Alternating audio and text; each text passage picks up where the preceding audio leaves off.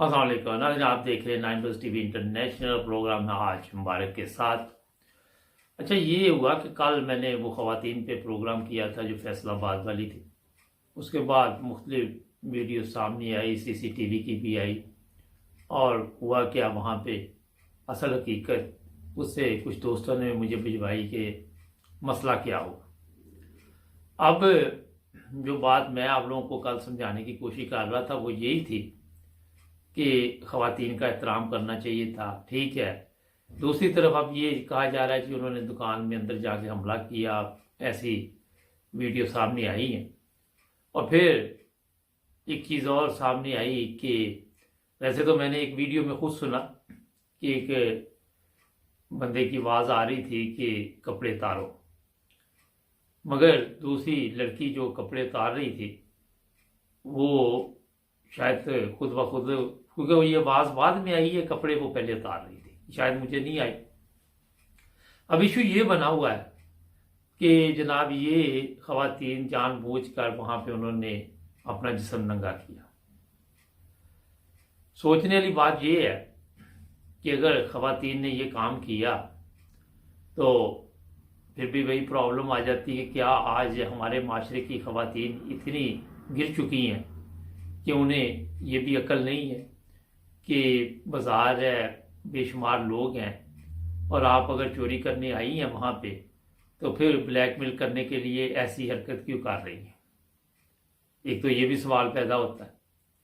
दूसरा सवाल ये है कि आज जो ख़वातीन जिस तरह वहाँ तमाशा बनी, ये ज़ाहिर है शादीशुदा होंगी, ये माएँ होंगी, ये किस तरह की औलाद पैदा करेंगी, और जो औलाद ये पैदा करेंगी वो इस माशरे में क्या अमन और सुकून के साथ खुद भी रह सकती है या दूसरों को भी रहने दे सकती है।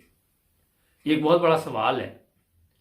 अगर आप गौर करें तो कहीं से भी आप बात को घुमा लें, उन्होंने खुद कपड़े उतारे या इन्होंने उनके कपड़े उतारे, मगर वजह एक ही है कि आज हमारे माशरे में कोई भी ना तो अच्छी तालीम दे सका, ना अच्छी तरबियत दे सका, ना अच्छी माएँ पैदा हो सकी वहाँ, जो इस तरह की अच्छी भी हैं। ये नहीं मेरा मकसद कहने का, मैं ऐसी ख़वातीन की बात कर रहा हूँ जो इस तरह के काम करती।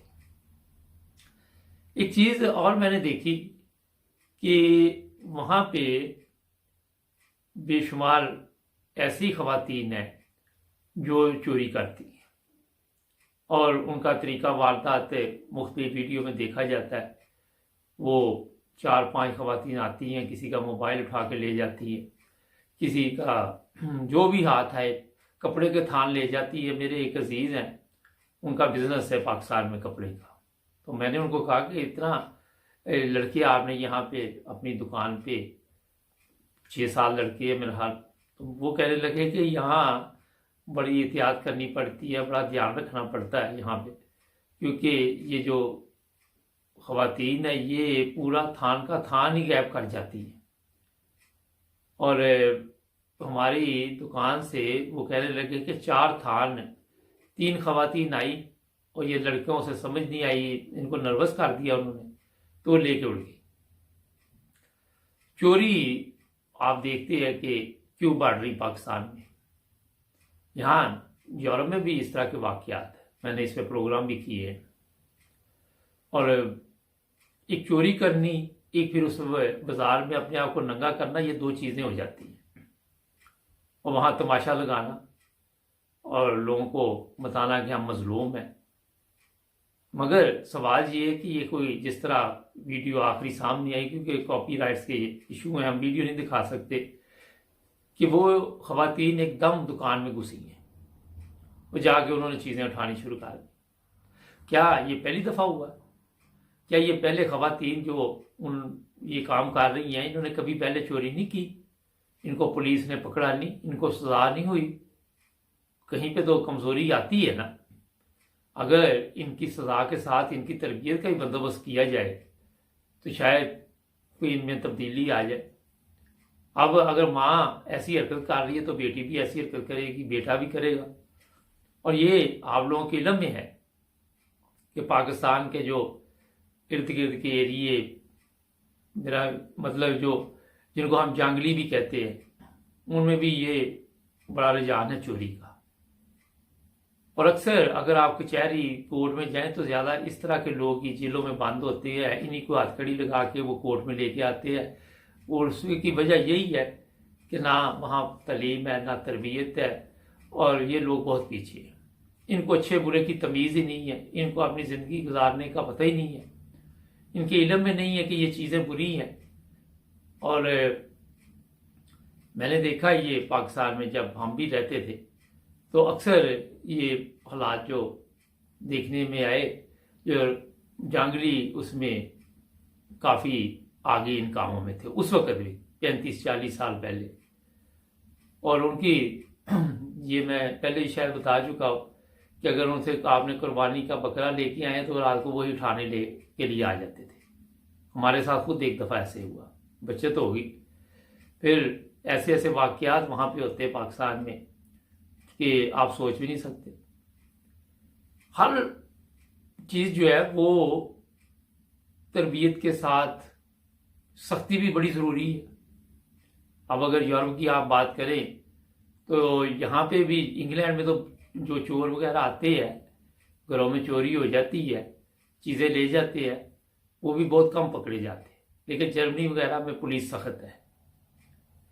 جو انگلینڈ والے ہیں وہ بہت ہی نرم ہے اس معاملے میں، جب تک کسی کے حملہ نہیں ہوا، کسی کو چھری نہیں دکھائی، چاقو نہیں دکھایا، پسٹل نہیں دکھایا، وہ بڑا ایزی لیتے ان چیزوں کو۔ اور وہ کہتے ہیں جی پیچھے بھی نہ بھاگو، دوڑ بھی نہ لگاؤ، جو لے گیا آتی بعد میں دیکھتی ہے کیا کرتے۔ یہ چیزیں پوری دنیا میں ہوتی ہیں، مگر یہ نہیں ہوتا کہ اگر چوری بھی کی ساتھ کپڑے بھی اتار کے ادھر تو تماشا لگا لو، یہ چیزیں نہیں ہوتی۔ یہ میں آپ کو بتانا چاہ رہا ہوں۔ آج یہ ویڈیو کیمرے ہر طرف ہے، ہر جگہ پہ مل جاتے ہیں، اور لوگوں نے لگائے ہوئے ہے CCTV۔ بعد میں جب باہر آتا ہے تو کیس کا جو بتایا جاتا ہے وہ الٹ ہو جاتا ہے۔ مگر ہمیں جو سب سے بڑی پریشانی سے کہ پاکستان میں وہ جس طرح میں نے آپ کو بتایا کہ جہالت جو ہے ہر طرف پھیلی ہوئی ہے۔ ایک طرف آپ دیکھتے ہیں جہالت کی وجہ سے لوگوں کی جان لے لی جاتی ہے، جس طرح وہ سری لنکا کا مینیجر تھا، دوسری طرف چوری کی جاتی ہے، روز کوئی نہ کوئی تماشا وہاں پہ لگا ہوتا ہے۔ اور جو لوگ تماشا یہ لگاتے ان سے اگر پوچھے تو وہ کہے کہ جی ہم تو جناب لبیک یا رسول اللہ، نبی پاک صلی اللہ علیہ وسلم پر ایمان لاتے ہیں اور ان کے ماننے والے ہیں۔ مگر اب اگر آپ غور کریں، ایک طرف یہ عیسائی دنیا ہے، ایک طرف ہمارا پاکستان ہے، اور سکون کہاں پہ ہے؟ سکون کی تلاش میں لوگ یورپ اور دوسرے ممالک میں جانا چاہتے ہیں۔ کہیں کمزوری تو ہے کہیں پہ بھی نا۔ مگر جو میں بات آج پہلے اس میں یہی بتانا چاہ رہا تھا کہ اگر انہوں نے خود اتارے کپڑے یا انہوں نے اتارے، بات پھر بھی کہیں پہ آ جاتی ہے کہ غلطی کس کی ہے، ذمہ دار کون ہے، وہاں پہ جواب دہ کون ہے۔ ایسی خواتین کو نہ تو اپنی عزت کی فکر ہوتی ہے، نہ ان کے پاس عزت ویسے نہیں ہوتی۔ وہ جانگلی جو ادھر رہتے ہوتے تھے، جب میں وہاں تھا تو وہ باتیں لوگ ہمارے ہی کہتے تھے کہ وہ یہ کہتے ہیں تیلی نہیں دینی، حویلی دے دو۔ شروع سے جہالت چل رہی ہے وہاں پہ، کوئی نئی بات نہیں ہے، مگر کوئی سمجھدار بندہ اس میں ہونا چاہیے جو حکمت عملی کے ساتھ ان کو اس وقت کنٹرول کرے، پولیس کے حوالے کرے، اور پولیس کو بھی چاہیے کہ ان کو سخت سے سخت سزا دی جائے۔ اگر وہ خواتین کو آپ اچھی طرح ایک دفعہ سزا دیں گے تو پھر میرا خیال ہے ساتھ ان کی تربیت کا بھی جیلوں میں بندوبست کرے تو شاید ان کو کوئی عقل آ جائے، ورنہ وہاں پہ دن بدن آپ دیکھ رہے ہیں کہ اس طرح کے واقعات میں اضافہ ہو رہا ہے، اور غربت بھی اس کی وجہ ایک یہ بھی ہے۔ مگر جو واردات ہے وہ بھی، یہ گھروں میں بھی اس طرح کے واقعات مجھے اطلاع ملتی رہتی ہے کہ پانی پینا ہے، دروازہ کھول دو، کھولا، بعد میں لوٹ مار کی، لے کے بھاگ گئے۔ تو اعتماد وہاں کس پہ بندہ کرے؟ ناظرین ایک بریک لیتے، بریک کے بعد کچھ یورپ کی باتیں کریں گے اور کچھ سیاسی صورتحال پہ بھی بات چیت چلے گی۔ جی ناظرین بریک کے بعد آپ کی خدمت میں دوبارہ حاضر۔ اچھا، ایک تو جناب پاکستان میں ڈالر کافی اوپر چلا گیا ہے، پاکستان کا جو روپیہ ہے اس کی قیمت میں کمی آ رہی ہے بہت زیادہ، یہ آپ کو پتہ چلا ہوگا، اور اس کی وجہ سے پاکستان میں مہنگائی ہو رہی۔ اور کنٹرول نہیں کر پا رہی گورنمنٹ۔ دوسری طرف ترکی میں جو لیرا تھا ان کا، وہ بھی پہلے 1 یورو کے 10 ملتے تھے، اب یہ 16 ملنے شروع ہو گئے، کیونکہ وہاں بھی انتخابات ہیں اور اس وجہ سے ایک دم لیرا بھی نیچے گیا۔ تو مختلف ممالک میں اس وجہ یہ کافی صورتحال بنی ہوئی ہے۔ اب جو میں چیز آپ کو بتانے والا ہوں وہ یہی ہے کہ یہاں پہ جرمنی اور یورپ میں اس طرح کی باتیں ہو رہی ہے کہ ترکی میں جی فوری طور پہ پراپرٹی لے لی جائے اور وہاں پہ جتنی جلدی ہو سکے لیرا نیچے گیا ہوا ہے تو آپ کو کل کو فائدہ ہوگا۔ جب میں نے اس پہ تحقیق کی، لوگوں نے کہا کہ استنبول میں جی 20-20 ہزار ایرو کا فلیٹ مل رہا ہے، تو وہ چیزیں سامنے آئی جو پاکستان میں ہے۔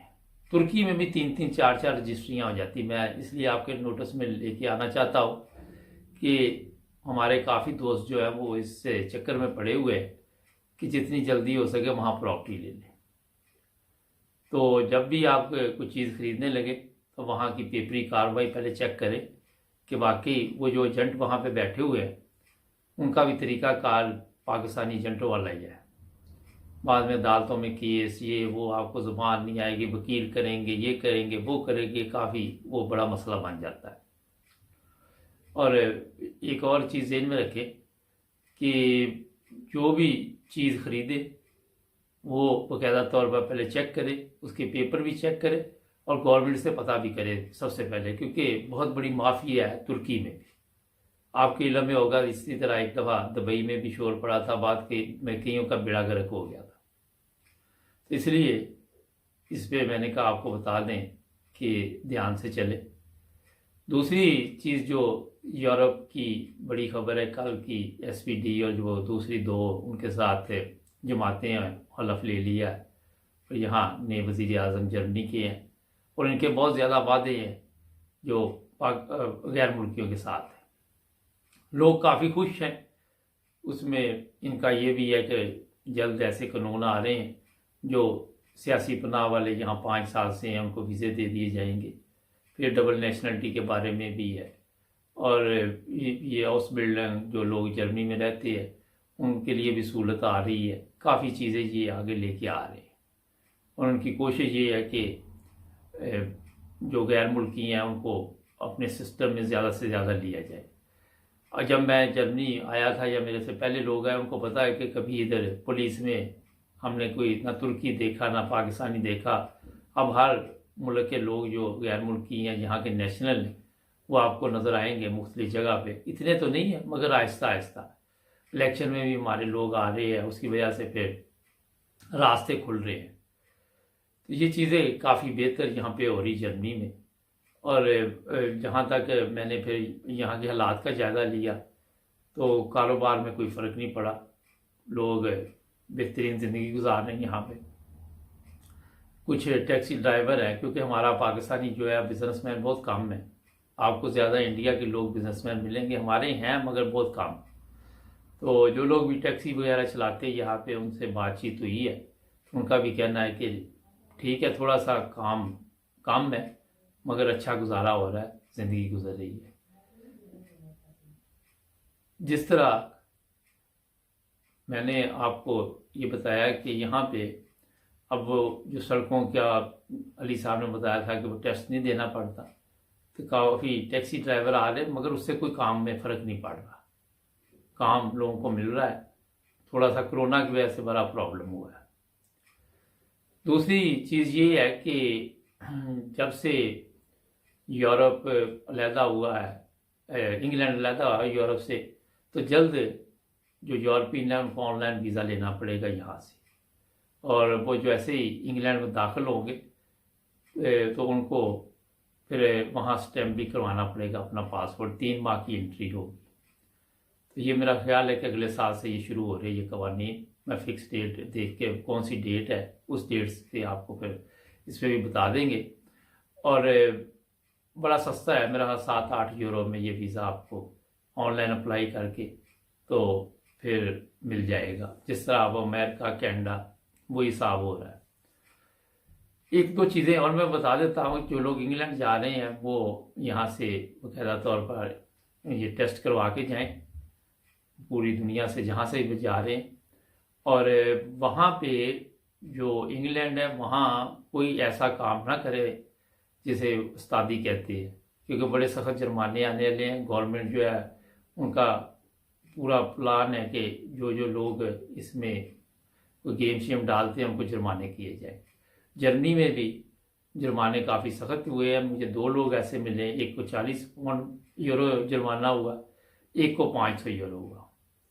और ये यहाँ से हिसाब लगा ले आप कि गवर्नमेंट यहाँ की जो है वो भी सख्त हो गई है। जिन लोगों ने वैक्सीन नहीं लगवाई उनके लिए ठीक ठाक यहाँ प्रॉब्लम हो गई, वो समझे वो बिल्कुल ख़त्म हो गए, बेबस कर दिया उनको इन्होंने। और ऐसा भी केस सामने आए कि अगर वैक्सीन नहीं लगवाई तो वो अगर ट्रेन पे बैठे तो नेक्स्ट स्टॉप पे भी उतार देते और जुर्माना भी होगा, फिर आप जैसे मर्जी वापस आए। तो इस तरफ भी तवज्जो दे, जिन लोगों ने अभी तक वैक्सीन नहीं लगवाई हमारे, वो लगवा लें ताकि वो भी आसानी की ज़िंदगी गुजार सके, क्योंकि ये एंड पे भी लगानी पड़ती है। वो हिसाब ना हो जाए कि 100 जूता भी और 100 प्याजा लाना ना चक्कर चल जाए।